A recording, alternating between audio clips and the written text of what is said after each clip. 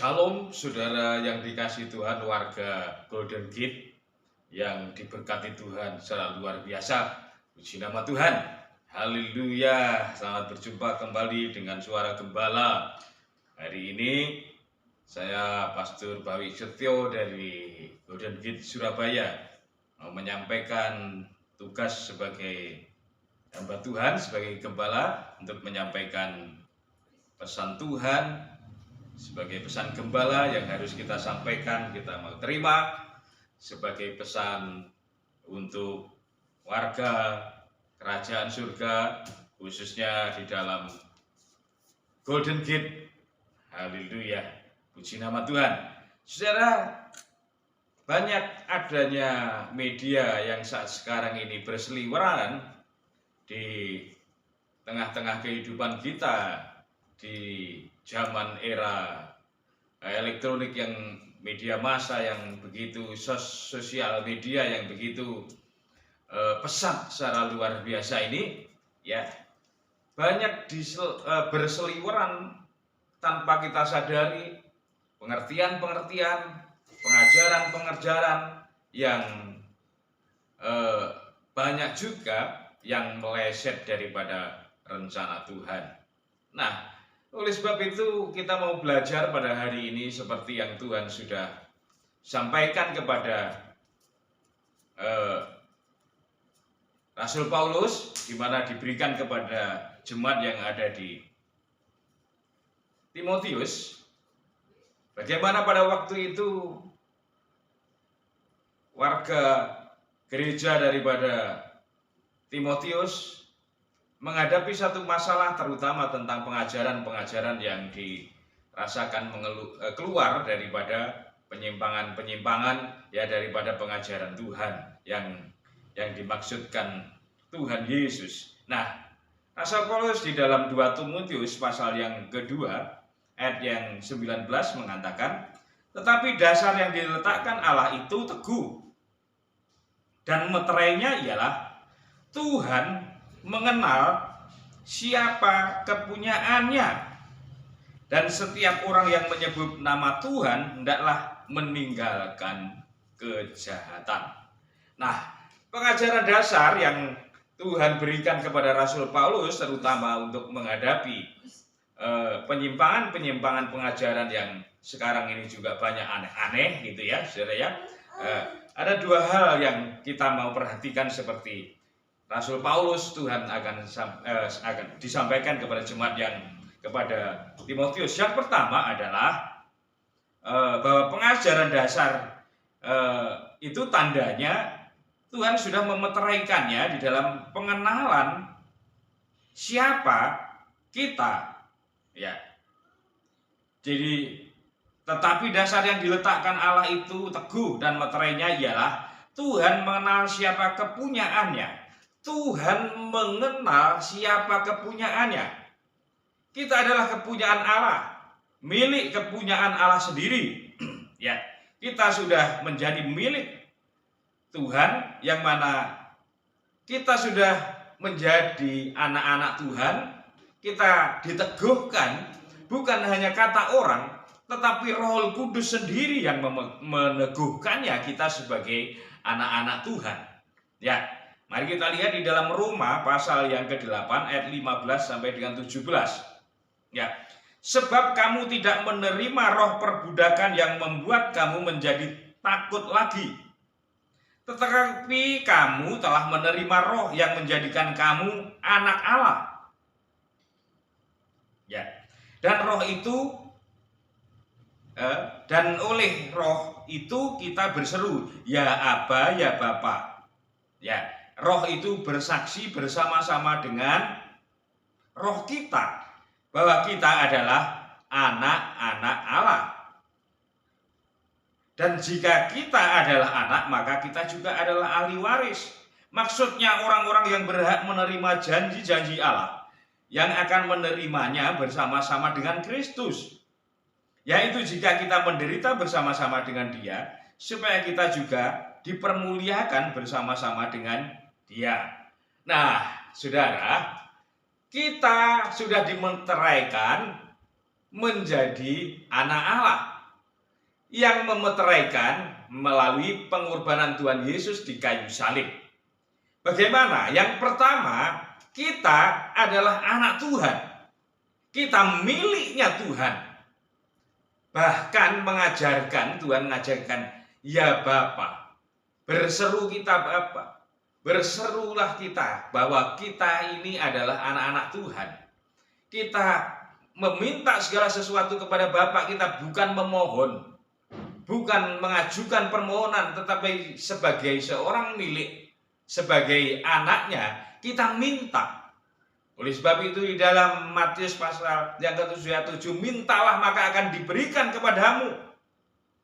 Apakah anak yang mau minta roti akan diberikan ular? Tidak. Nah, sampai seperti itulah Tuhan mengajarkan bahwa status kita ini adalah anak Tuhan. Bukan hanya sekedar anak, bukan sekedar anak-anak angkat atau bukan, tetapi kita dimeteraikan sebagai ahli waris, dikatakan di situ. Nah, oleh Roh, dan jika kita adalah anak, maka kita juga adalah ahli waris. Maksudnya orang-orang yang berhak menerima janji-janji Allah, yang akan menerimanya bersama-sama dengan Kristus, yaitu jika kita menderita bersama-sama dengan Dia, supaya kita juga dipermuliakan bersama-sama dengan Dia. Kita mendapatkan ahli warisan, kita mendapatkan warisan. Ya, yang pertama tadi kita ditebus daripada perbudakan. Kita adalah umat yang merdeka. Bulan ini Indonesia merayakan hari kemerdekaan, namun secara pribadi saudara, kita sudah dimerdekakan oleh Kristus. Kita bukan dalam satu perbudakan, tetapi kita adalah bangsa yang merdeka. Ya, kita bangsa yang merdeka. Kita adalah anak-anak yang bukan anak-anak nomor 1, nomor 2, nomor 3 dan sebagainya, tapi kita adalah anak-anak syah, mempunyai hak waris di dalam kerajaan surga. Janji-janji Tuhan itu pasti akan digenapi. Lalu bagaimana sikap kita? Yang pertama, jangan saudara untuk takut meminta. Mintalah, jangan takut. Saudara, kenyataannya sebagai anak-anak Tuhan, kita ini sering tidak berani untuk meminta. Ya. Makanya di dalam 1 Yohanes pasal yang ke-5 ayat 14 dikatakan, dan inilah keberanian percaya kita kepadanya, yaitu bahwa Ia mengabulkan doa kita. Minta itu, saudara, tidak semua orang bisa minta kepada Tuhan, karena harus ada satu keberanian. Yang pertama, bagaimana supaya kita ini berani, kita yakin dan percaya kita sudah ditebus oleh darah Tuhan Yesus, bahwa kita sudah dimerdekakan, kita sudah menjadi ahli-ahli warisnya. Namun yang kedua, saudara, jangan lupa bahwa kita juga harus ikut melakukan pekerjaan-pekerjaan Bapak kita. Ya, kita harus meneruskan supaya pekerjaan Bapak kita sebagai ahli waris. Bapak kita, jadikanlah semua bangsa muridku.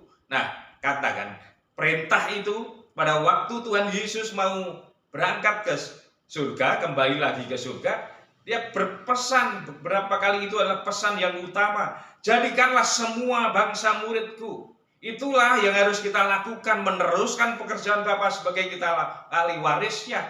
Bahwa kita melakukan pekerjaan Tuhan, yaitu menjadikan semua bangsa murid kita. Kita mengabarkan Injil, kita sebagai gembala-gembala kita merawat jiwa-jiwa, kita memulihkan jiwa-jiwa supaya mereka kembali kepada Tuhan, kita membalut lukanya. Ya, mungkin ada yang kecewa sebagai gembala-gembala, mari kita dengan rendah hati melayani dengan sungguh-sungguh sebagai seorang hamba. Demikian juga yang berikutnya, yang terakhir saudara, bahwa sebagai ahli waris kita melakukan kehendak Bapa, yaitu jangan sampai apa yang Tuhan sudah kenal kita sebagai anak Tuhan itu hilang. Mari kita lihat di dalam Matius pasal yang ke-7 ayat 22 sampai 23. Nah, pada hari terakhir banyak orang akan berseru kepadaku, Tuhan, Tuhan, bukankah kami bernubuat demi namamu dan mengusir setan demi namamu dan mengadakan mujizat-mujizat demi namamu juga?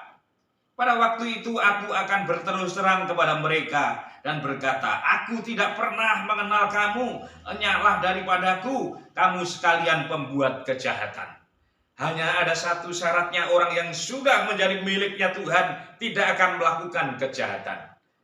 Karena kejahatan yang kita lakukan itu berarti menghindari, itu berarti menghapus catatan kita yang sudah dimeteraikan di dalam buku besar warga kerajaan surga. Kalau kita mau melakukan kejahatan, Tuhan tidak akan mengenal. Oleh sebab itu mari kita lakukan sebagaimana tugas kita sebagai ahli waris. Kita melakukan pekerjaan Tuhan, kita meneruskan pekerjaan-pekerjaan Tuhan yang Tuhan sudah kasih contoh selama 3 tahun dalam pelayanan, mengabarkan Injil kerajaan Allah, anugerah keselamatan, anugerah yang Tuhan sudah berikan kepada kita, dan kita menghindari, dan kita orang yang sudah mendapatkan anugerah tidak akan melakukan kejahatan-kejahatan.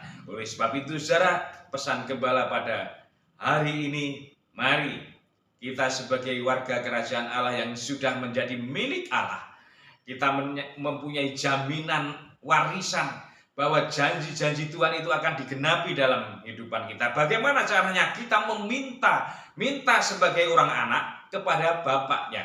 Dan yang terakhir, menghindari kejahatan, lakukan pekerjaan yang baik, melakukan firman Tuhan dalam sehari-harian kita, melakukan pelayanan dalam sikap hidup sebagai duta Kristus, sebagai wakil Allah, sebagai ahli waris, sebagai cerminan pribadi Tuhan itu ada di dalam kehidupan kita. Puji nama Tuhan. Tuhan memberkati kita semua sebagai ahli waris kerajaan surga. God bless you. Sukses buat warga Golden Gate. Tuhan memberkati.